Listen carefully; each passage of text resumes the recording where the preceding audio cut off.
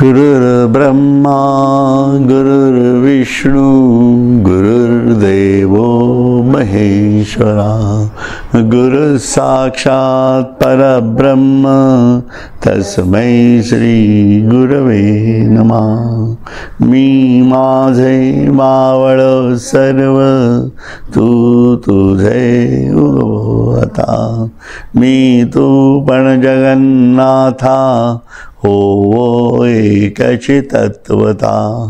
देव भक्त असे द्वैत अद्वयत्व न खंडिता, दाखवी देव देवेशा प्रार्थना ही तुला आता। सद्गुरुनाथ महाराज की जय। मनाची ताकद हे प्रत्येकाने अनुभवावी असा विषय आहे। काय होतं, साधकांना सर्व गोष्टीचा अनुभव घ्यावा लागतो, कारण अनुभवात ज्ञानम असं म्हटलेलं आहे। आपल्याला शरीराचा अनुभव येतो, दुसऱ्याच्या शरीराचाही अनुभव येतो आणि त्याच्यातनं आसक्ती तयार होते, बरोबर आहे ना। म्हणून अनुभव आला की आसक्ती निर्माण होते, एक लक्षात घ्या।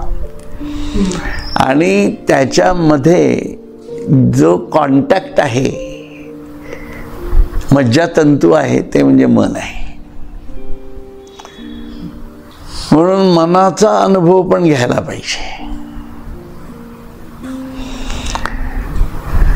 जसा आपल्या या मनाचा अनुभव येतो की आपलं मनाचा अनुभव म्हणजे काय असा प्रश्न आहे की आपण जे चिंतन करू ज्या गोष्टीचं ते आपण प्राप्त करू शकतो, ही त्या अव्यक्त मनाची बृहत अशी ताकद आहे, लक्षात घ्या। कारण हे मनच ईश्वराचं असतं। पहिली गोष्ट, आपल्याला वाटतं हे मन आपलं आहे, पण ते आपलं नसतंच कधी, कारण ते आपल्या हातातच कधी लागत नाही। आपण म्हणतो ना, मन खूप चंचल आहे, चंचल आहे, का लागत नाही? त्याचं कारणच हे आहे की ते इतकं बृहत आहे, आणि जी गोष्ट बृहत असते ना, म्हणजे विशाल असते, तीच अतिशय सूक्ष्म असते। म्हणून त्या विशालतेमध्येच सूक्ष्मता असते। त्यामुळे हा एक वेगळाच असा जादूगार आहे ईश्वर, म्हणजे की तो जेवढा विशाल आहे, जेवढा अनंत आहे, तेवढाच तो अतिसूक्ष्म आहे। त्याचं मन जेवढं विशाल होऊ शकतं, तेवढंच त्याचं मन अतिसूक्ष्मही होऊ शकतं। तो जेवढा आकारात येतो त्याच्यापेक्षा चौपट निराकारात आहे। तो जेवढा ज्ञान तयार करतो त्याच्यापेक्षा चौपटीने ज्ञानाचा आविष्कार करतो, आणि ज्ञान आणि अज्ञानाच्या परेही तो जाऊ शकतो। काय ईश्वराचं वर्णन कसं करणार तुम्ही मला सांगा। त्यामुळे हा ईश्वर आपल्याला समजून घ्यायचा असेल तर मनाची भूमिका म्हणजे जे ईश्वरच आहे खरं तर, असा आपण विचार केला तर मनाचा अनुभव किती महत्वाचा आहे बघा। म्हणून त्या मनाच्या जाणीवेतनं जे जे अनुभवल्या जातं ते ते ईश्वर आहे असं समजावं लागतं। आणि ते समजा आपण अज्ञानात असू, कारण आपण असं समजत नाही, हे अज्ञान आहे। परंतु मनाची ताकद अज्ञानात सुद्धा आपल्याला येते, ती म्हणजे अशी की तुम्ही समजा एखादी गोष्ट ठरवली आपण करायची, आणि ती अगदी म्हणजे तुमच्या तहेदिल से असेल आणि सत्य असेल, तर ती पार पडल्याशिवाय, पूर्ण झाल्याशिवाय राहणार नाही, हे लक्षात। आणि हा अनुभव घ्यावा, जरूर घ्यावा। म्हणून सत्य संकल्पाचा दाता परमेश्वर असं म्हटलं जातं, पण संकल्प सत्य हवा, म्हणजे तो देणार याच्याबद्दल खात्री असते। आणि आपल्या आतल्या जाणीवेतनं जो संकल्प असतो तो संकल्प ईश्वरीय असेल तर त्याची काळजी करण्यासारखंही काही नसतं, कारण त्याच्या रचनात्मक भूमिकाच अशा प्रकारे चाललेल्या असतात की तो त्या दिशेनीच आपल्याला घेऊन जात असतो. परंतु ही सगळी मनाची स्थिती परत येते.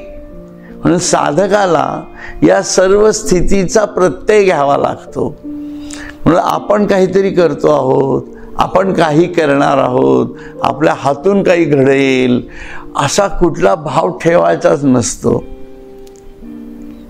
त्याचं कारण तिथं आहे की म्हणजेच ती व्यक्ती ईश्वराला समर्पित झाली आहे. म्हणून त्याचं मन जे काम करतं ते मन ईश्वराच्या जाणीवेमध्येच फिरत राहतं. म्हणून मन आणि बुद्धी सातत्याने ईश्वराच्या ज्ञानामध्येच अशी दडपून टाकावी लागते. म्हणून हे जे दडपणं आहे ना, ईश्वरा म्हणजे मनाने आणि बुद्धीनी ईश्वराला दडपून टाकायचं दिवसभर आणि अशी वर्षानुवर्ष काढायची. म्हणजे काय होतं, ते मनच ट्रान्सफॉर्म होऊन जातं. म्हणजे साधना ही झाली ना. म्हणजे म्हणून ध्यानातनं सुद्धा ईश्वराचाच विचार, एरवीलाही तोच विचार. त्यामुळे ते पुढे यासाठी जे जीवन दिलेलं आहे ते जीवन यासाठी दिलेलं आहे. आणि या जीवनात जे करावं लागतं हे जे करावं लागतं सगळं याला साधना म्हणा किंवा अभ्यास म्हणा. म्हणून ते काय म्हणतात, अभ्यास योग युक्तेन चेतसा नान्य गामिना परमं पुरुषम दिव्यम याति पार्थानु चिंतयन. अभ्यास योगाने आता अभ्यास योगयुक्तेनं असं म्हणलंय. म्हणजे अभ्यास योगाने युक्त असं म्हणू. आता अभ्यास योग म्हणजे काय हा समजून घ्यावा लागणार आहे. अभ्यास करणं हे आपल्याला माहिती आहे. अभ्यास अभ्यास अभ्यास आपण शब्द ऐकले असतील की नाही. परंतु या अभ्यासामध्ये योगाची भूमिका आणावी लागणार आहे. आणि योग म्हणजे काय, ईश्वराकडे जाणं. म्हणून तो अभ्यास ईश्वराकडे जाण्याच्या जाणीवेतनं युक्त असणारा असा अभ्यास योगयुक्तेनं असा त्याचा आपल्याला विचार करावा लागतो. व दुसऱ्या कोठेही विषयाकडे न जाणाऱ्या चित्ताने. मग त्या चित्ताने दुसरा विचार करायचा नाही. म्हणून सतत त्याच भूमिकेत राहावं लागतं. आता याच्यासाठी हे कसं आहे, हे सगळं टाइम टेबल आहे. म्हणून मी नेहमी म्हणत असतो की टाइम टेबल करणं गरजेचं आहे. म्हणत असतो किंबहुना मी स्वतः ते खूप अडॉप्ट करायचा प्रयत्न करत असतो. म्हणजे सकाळी उठल्यापासून ते या वेळेपर्यंत आपण काय काय करायचं हे ठरवून ठेवल्यासारखं. मग लिखाण आहे, हे आहे, ते आहे. काही आता बाकी काही मी व्हॉट्सअपवर काही लिहित नाही, म्हणजे आपल्या ग्रुपवरती काही लिहित नाही सध्या. परंतु आता हे नवीन ग्रंथाचं लिखाण सुरू झालेलं आहे. मग त्याच्यामध्ये 2-2, 3-3 तास लिखाणामध्ये जातात. मग आता पुढे जेव्हा बहर सुरू होईल ना तेव्हा म्हणजे मग वेळच मिळत नाही अशी परिस्थिती तयार होते. म्हणजे आज मी दुसऱ्या प्रकरणावरती संपवण्याच्या बेतात येतोय. म्हणजे असं ते मग सतत होत राहतं. अर्थात हा विषय कसा आहे, हा ज्याचा त्याचा आहे आणि यांनी आपला अभ्यास होत राहतो आणि योगयुक्तच असतो तो अभ्यास. काय आपण लिहिणार काय, ईश्वराबद्दलच लिहिणार. अज्ञान काय हे जरी लिहायचं म्हटलं तरी अज्ञान घालवणं यासाठीच अज्ञान काय हे माहिती असणं गरजेचं आहे. हे नंतर अज्ञानच माहिती नाही तर घालवणार काय तुम्ही, असा विषय येतो. असो, म्हणून दुसऱ्या कोठेही विषयाकडे न जाणाऱ्या चित्ताने दिव्य परमपुरुषाचे चिंतन करीत राहिले असता, म्हणून त्या दिव्य परमपुरुषाचं चिंतन म्हणजे आपल्याला पुरुषोत्तम काय हे कळणं फार गरजेचं आहे, लक्षात घ्या. म्हणून आपल्या आतमध्ये जो ईश्वर बसलेला आहे त्यालाच ज्ञानेश्वर माऊलींनी प्रत्येक अध्यायातनं वेगवेगळ्या जाणीवेतनं दाखवलेलं आहे. त्याच्यामुळे हे चिंतन जे आहे ना, हे चिंतन ईश्वराचंच आहे. तुम्ही आधी देवाला अधियज्ञापर्यंत न्यायचं. मग अधियज्ञ म्हणजे हे ईश्वराचंच वेगळं भूमिका ते मांडतायत. पराप्रकृती झाली, सांख्यांची भूमिका झाली, कर्मामध्ये सुद्धा प्रारब्ध संचित क्रियमान का येऊ नये आणि त्याच्यातनं कर्मबंध कसा पडणार नाही. मग हा योग केला तरच कर्मबंध पडणार नाही, म्हणजे कर्मामध्ये सुद्धा ईश्वर आणावाच लागणार. त्यामुळे या सर्व ज्ञानमय भूमिका हळूहळू मनाच्या विज्ञानात आणाव्या लागतात. बघा आता, कारण बुद्धीने ज्ञान घेतलेलं आहे. तुम्हाला आता तुम्ही लोक बऱ्यापैकी 16व्या 17व्या अध्यायापर्यंत आलेला आहोत आपण. त्यामुळे बऱ्यापैकी ईश्वराबद्दलची समज आपल्या मनात पक्की झालेली आहे. ते ज्ञान बुद्धीत आहे. पण आपलं जे समजा रामगडला शिबिर झालं ते बुद्धीत आहे ना कुठंतरी, त्याचं चिंतन आपण केलं का कधी, आहे ना. मग ते चिंतन करणं गरजेचं आहे. ते शिबिराचं झालं. आत्तापर्यंत गेले 5 महिने 6 महिने 8 महिने वर्ष काय जे काय असेल आपल्या आयुष्यात, आपण जे ज्ञानेश्वरी इथं येऊन ऐकली असेल म्हणा, किंवा याच्या अगोदर कोणाच्या तोंडून काही तत्वज्ञान ऐकलं असेल म्हणा, त्याचं चिंतन कधी केलं का. काय होतं, हे करत नसण्याची सवय लागली आपल्याला. प्रॉब्लेम आहे ना तो हा आहे. त्याच्यामुळे अभ्यास योग युक्तेनं होत नाही, आहे की नाही. म्हणजे कोणीतरी बरोबर असला पाहिजे, ही जी कल्पना आहे आपल्या डोक्यामधली, ती ईश्वराकडे नेणारी नाही आहे. एक लक्षात घ्या, कोणी ईश्वराबरोबर कोणी आहे का, तो तर एकटा आहे आणि बिचारा नाहीये. आपल्याला बिचारा करून टाकलंय. याचा विचार करता यायला पाहिजे असं मला म्हणायचं आहे की नाही. कारण का, या चिंतनामुळे, म्हणून श्रवण मनन चिंतन जे म्हटलं जातं ना, चिंतनात मन गोवल्या जातं. ज्ञान तुमच्याकडे नाही का, ज्ञान तुमच्याकडे आहे, पण चिंतनामध्ये मन जर गोवल्या गेलं तर मनाला अनुभव यायला लागतो. आणि मनाला येणारा अनुभव हा विज्ञानमय जाणीवेत जायला लागतो. म्हणून मन बुद्धीमध्ये असणारं जे ज्ञान ते प्रज्ञानेमध्ये येतं आणि तेच विज्ञानात जातं. ते आपल्या महाकारण देहामध्ये जाऊन बसतं. कारण हा जीवात्मा आहे आणि या बीजाचं परिवर्तन करायचं असेल तर मनाने म्हणजे ज्यांनी काय म्हटलं, अभ्यास योग युक्तेनं जेव्हा मन होतं तेव्हा ॲटोमॅटिक ते विज्ञानात परावर्तित होतं आणि महाकारण देहामध्ये तो प्रेसिपिटेट जो आहे तो प्रेसिपिटेट जमा व्हायला लागतो ईश्वराच्या अनुभूतीचा. म्हणून त्याला आपण अनुभवात ज्ञानम असं म्हटलेलं आहे. म्हणून तो अनुभव अशा प्रकारे घ्यावा लागणार आहे.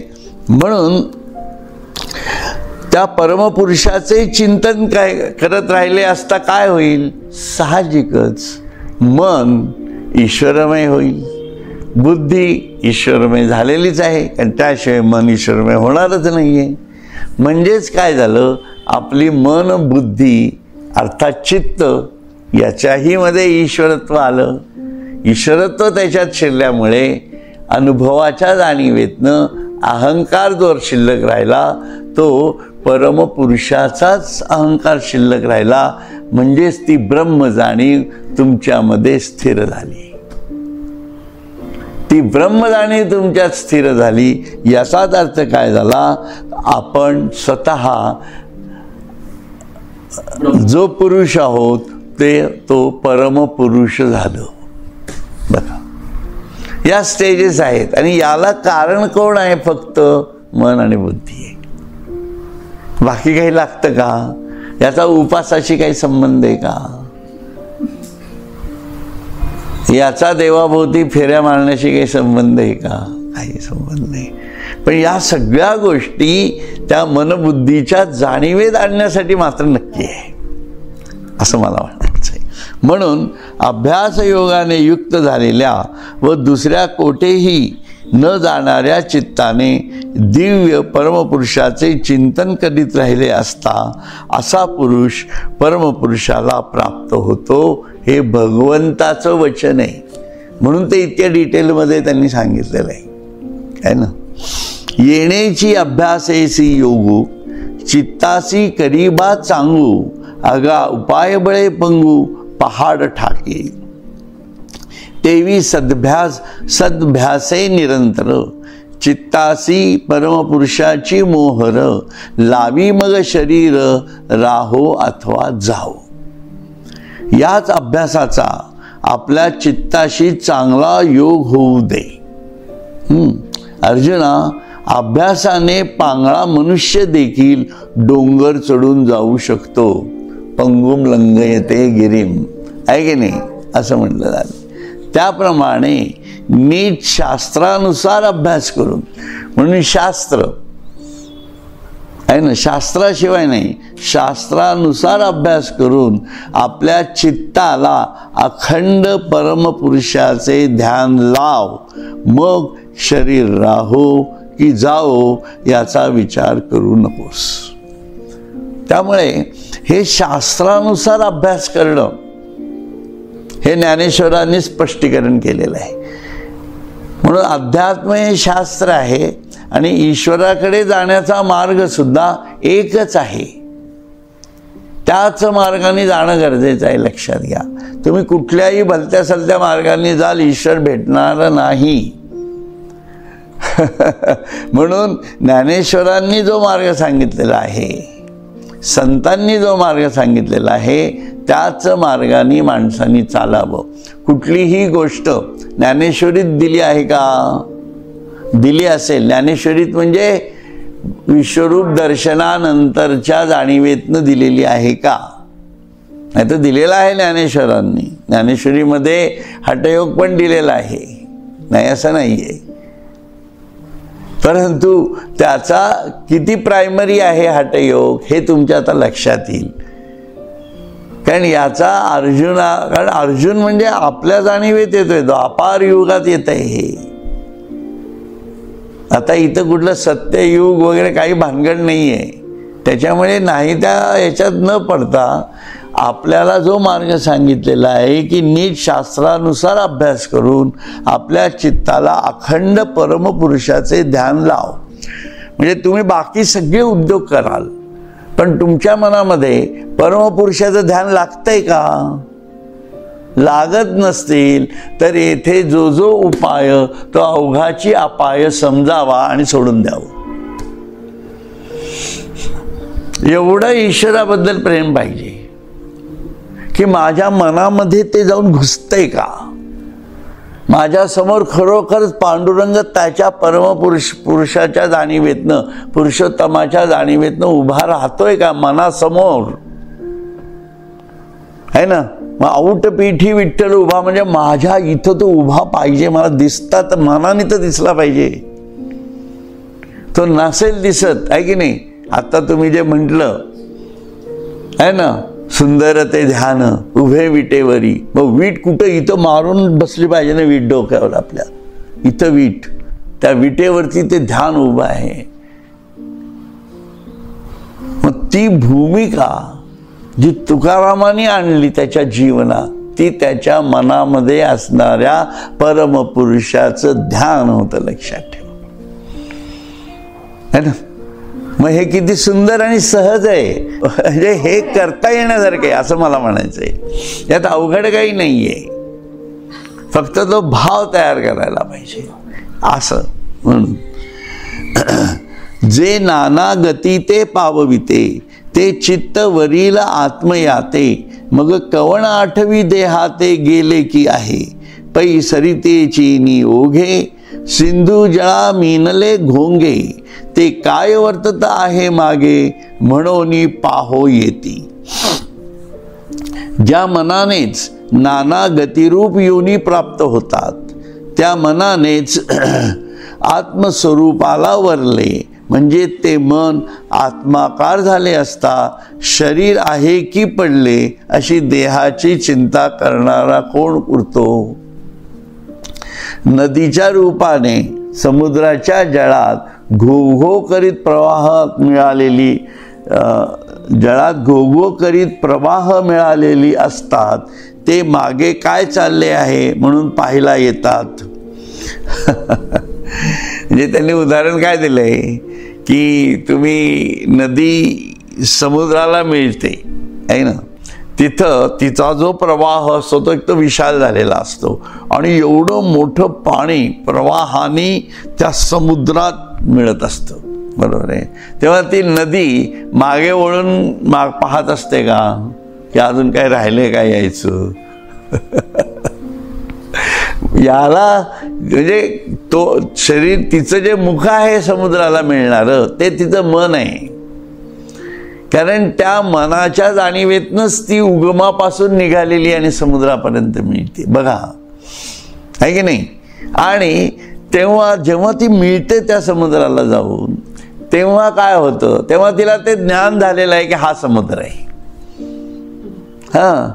तेव्हा ते मागचं तिचं जे शरीर आहे सगळं अस्ताव्यस्त पडलेलं, त्या शरीराचं तिला भान असतं का.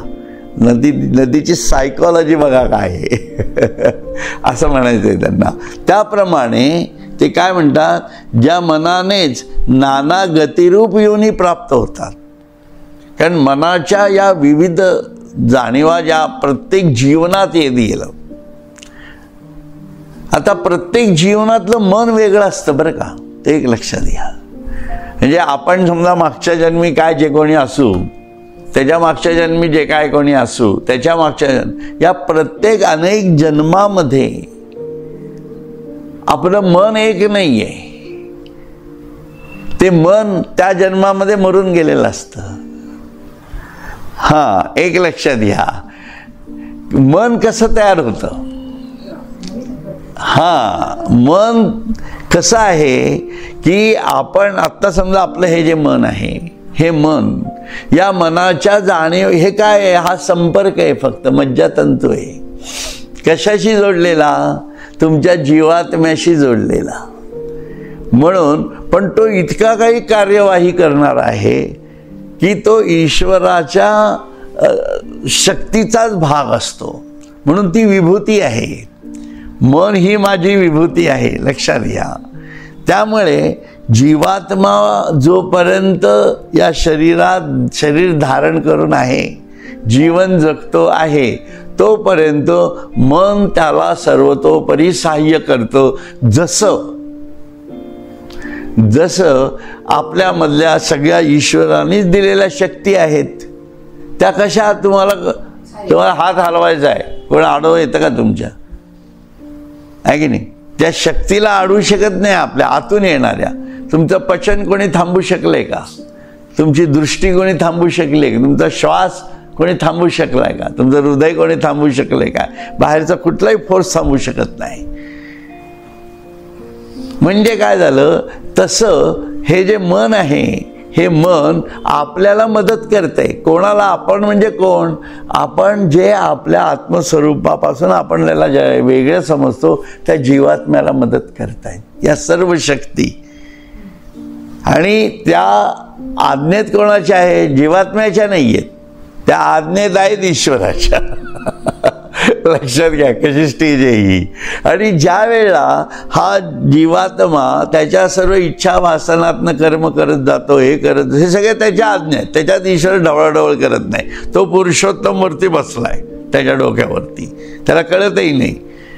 आणि हा जीवात्मा मी आणि माझं या जाणीवेतनं सगळं उपभोग घेत राहतो. म्हणजे देवाने एक प्रकारे आपल्याला असं कृतज्ञ करून टाकलंय ना, तुला काय पाहिजे ते कर, माझ्या सर्व शक्ती तुला देऊन टाकलेल्या आहेत. बघा, ईश्वराने त्याच्या सर्व शक्ती तुम्हाला देऊन टाकलेल्या आहेत. आणि तुझ्या जीवात्म्याचा म्हणून तू जो स्वतःला वेगळा समजत आलेला आहेस ना, त्याच्यातनं तुला जे काही भोगायचं ते भोगत राहा. मला काही म्हणायचं नाही, मी आहेच.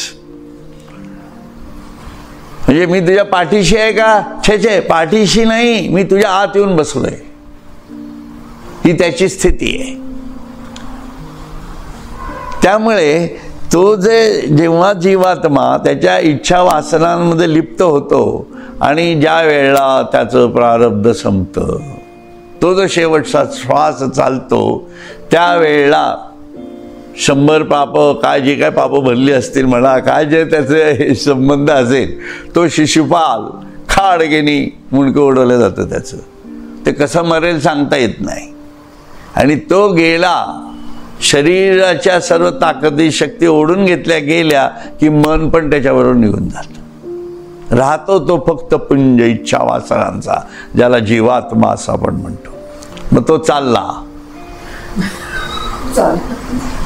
आहे ना, वर वर वर वर फिरत जातो. त्याला कळतच नाही पहिले 10-12 दिवस कुठं भरकटतो येतो. पहिले 12 तास तर तो अशा अंधारलेल्या पोकळीतनं जातो, त्याला समजत नाही. आणि मग नंतर कुठंतरी त्याला जाणवतं की आपण गेलोय. मग आपल्या धडापाशी येऊन बघतो. तोपर्यंत असेल धड तर तिथं घुटमळत राहतो. जाळून टाकला असेल तर अजूनच मुलं आपल्या नावाने बोंब मारतायत, कळतंय त्याला. हा सगळा मृत्यूचा प्रकार इथनं आपण पाहतो. पण त्याच्या आपल्या व्यक्तिशा त्या जीवात्म्यात काय घडत असेल याचा विचार करा. जशी नदीची सायकॉलॉजी पाहिली आपण, तशी त्याची सायकॉलॉजी. आणि ती सायकॉलॉजीच आहे बेसिकली. सायकॉलॉजी म्हटलं जातं तर त्याचं परम म्हणजे मोठं उदाहरण म्हणजे आपला जीवात्मा आहे. लक्षात घ्या, त्याचा जो कॉन्शियसनेस असं म्हटलं जातं त्याला. आणि त्याच्यामुळे तो काय होतो, आणि तो जीवात्मा तयार कशामुळे झाला? मग मनामुळेच तयार झाला ना. त्या मनाने जीवात्मा तयार झाला. मग तो जीवात्मा पुढचा जन्म घेतो. जेव्हा तो जन्म घेतो ते मी सर्व तुम्हाला सांगितलं कसा जन्म घेतला जातो. तो जन्म घेतल्यानंतर परत ईश्वराची शक्ती त्याच्यामध्ये येते आणि तिथं परत मन तयार होतं. प्राणातनं मन तयार होतं. ते वेगळं मन असतं, ते फ्रेश. म्हणून मनाला काहीच नसतं घेणं देणं. ती फक्त शक्ती आहे, क्रियात्मक शक्ती आहे. आलं लक्षात? म्हणून मग ज्या मनाने नाना गतिरूप योनी प्राप्त होतात. गतिरूप योनी, गती का? कारण प्रत्येक योनीला जीवन आहे ना. म्हणजे उत्पत्ती, स्थिती आणि लय याच्यात बांधलेलं आहे, म्हणून ते गती आहे. प्राप्त होतात. त्या मनानेच आत्मस्वरूपाला वरले. बघा आता, म्हणून जीवन आपल्याला मिळाल्यानंतर आता आपण समजा आपल्या आत्मस्वरूपाला, आतल्या पुरुषोत्तमालाच वरले तर काय होईल? म्हणजे ते मन आत्माकार झाले असता शरीर आहे की पडले अशी देहाची चिंता करणारा कोण उरेल का? तर हे जे काही मनाची स्थिती तयार होती आहे याच्यामध्ये, या मनामध्ये एकमेव जाणीव शिल्लक राहते, म्हणजे जीवात्मा पुरुषोत्तमाशिवाय, आत्म्याशिवाय दुसरा विचारच करत नाही. आणि जेव्हा तो त्या मरणसमयी येतो, मरणसमयी म्हणजे जेव्हा त्याला ते परब्रह्म दिसतं आणि तो त्या स्थितीमध्ये जायला लागतो, तेव्हा त्याला शरीराचं भान राहील का? नाहीच राहणार ना. हा, ते खपली राहो पडो काही, त्याला त्याची काळजीच राहत नाही. अशा प्रकारे त्याची मानसिक स्थिती होते. नाते समुद्रची होऊनी ठेले, तेवी चित्ताचे चैतन्य जाहले, जेत यातायात निमाले, घनानंद जे. बरोबर. म्हणून की समुद्रच होऊन राहतात त्याप्रमाणे, म्हणजे नदी समुद्रच होऊन गेली ना, म्हणजे त्याचं उदाहरण पुढे घेतलंय त्यांनी. ती समुद्रात जाऊन मिळाली तर ती समुद्रच होऊन जाते. त्याप्रमाणे चित्त परमपुरुषाकडे लावण्याच्या अभ्यासाने चित्ताचे चैतन्य होते, जे चैतन्य घनानंद स्वरूप असून जेथे प्राप्त झाले असता जन्ममरणाची यातायात मुळीच राहत नाही. म्हणून हे जे चित्त आहे, हे चित्त ईश्वराधीन झालं की जन्म मरण हा विषयच राहत नाही त्याच्यामध्ये. म्हणून या चित्ताला हे जे अंतरंग चतुष्टय तयार होतं ना, की जे फक्त ईश्वराच्याच जाणीवेमध्ये राहतं, त्यालाच वासुदेव हृदय असं म्हटलं जातं. हे थोडक्यामध्ये एक कल्पना जरी आपल्याला यावी, वासुदेव हृदय का म्हणतात, कारण ते कृष्णाने भारलेलं आहे म्हणून.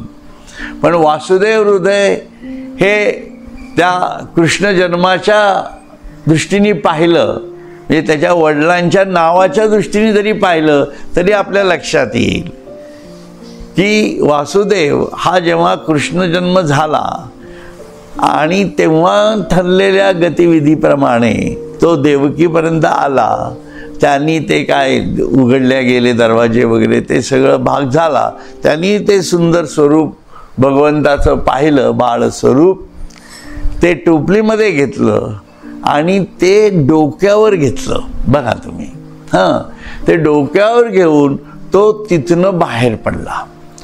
हेच श्रावणातले दिवस होते, पाऊस धबाधब पडत होता, यमुनेला पूर आलेला होता.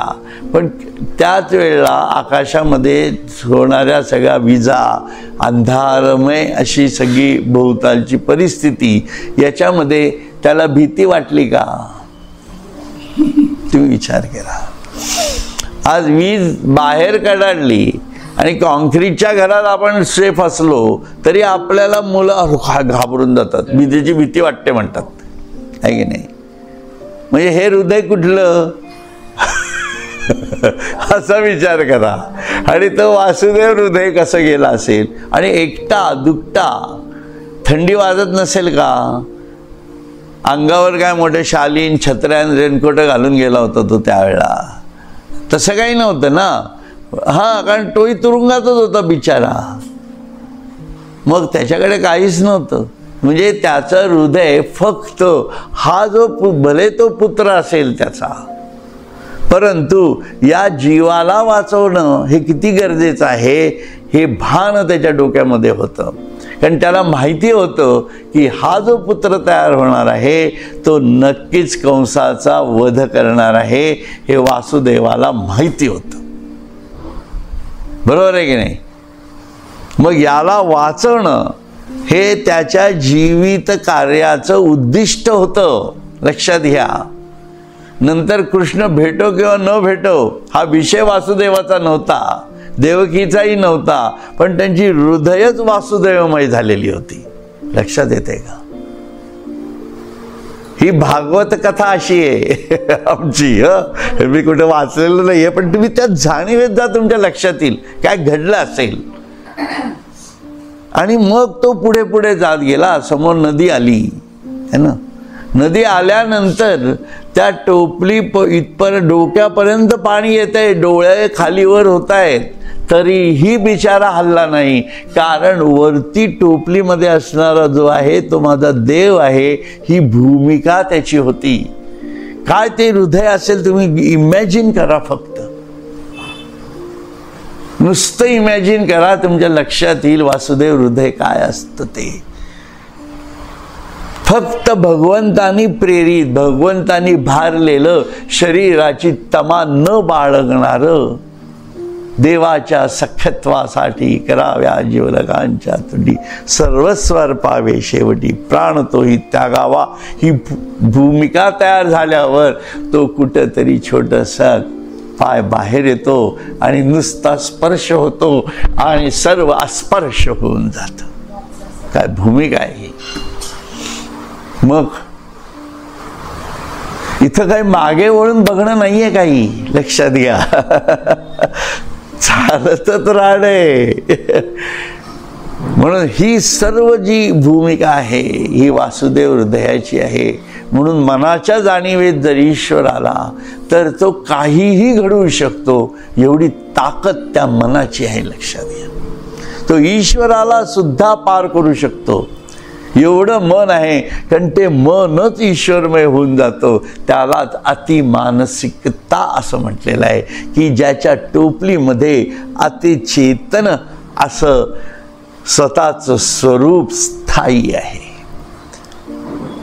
म्हणून आपल्या डोक्याच्या टोपलीमध्ये ईश्वर बसला आहे असा विचार केला आणि आपण या संसार सागरातनं वाहत चाललेलो आहोत. पण आपण इतके काही शरीराच्या जाणीवेतनं चालत आहोत, सांभाळून सांभाळून सांभाळून, की त्याला बाहेर पाय काढण्याची गरजच पडत नाही कधी.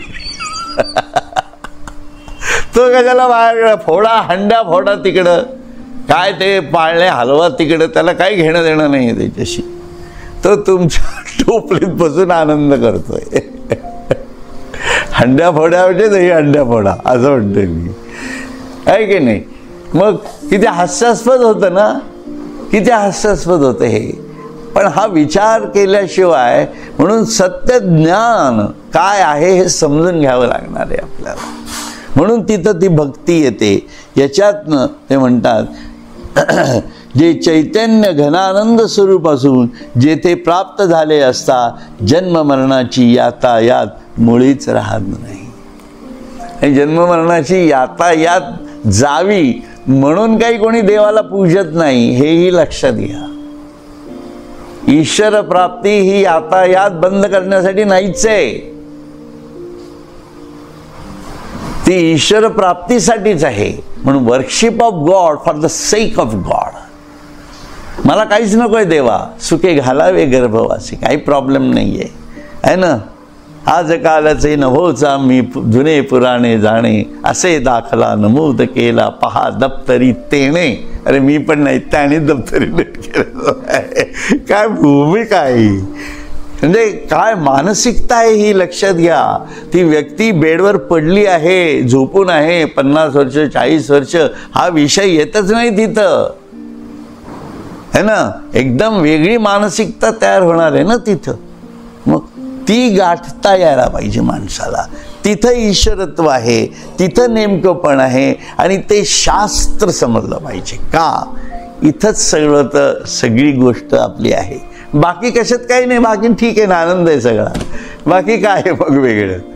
तुम्ही जर अशा दृष्टीने पाहिलं तर जीवनात काय बाकी राहतं बसलं, काय काय नाही, नथिंग डुईंग, नो वेज, काही लागतच नाही. फक्त एवढं मन, हा ईश्वर मी, बस संपला विषय. काय भारी आहे ना. ही भक्तीची एक स्थिती आपल्याला कायम जोपासता यायला पाहिजे. त्यासाठी ते सतत अभ्यास भक्त योगयुक्तेनं असं म्हटलं जातं. तर यानंतरचा भाग जो आहे तो आपण पुढच्या आपल्या सत्संगामध्ये बघूयात. हरिओम तत्सत, हरिओम तत्सत, हरिओम तत्सत.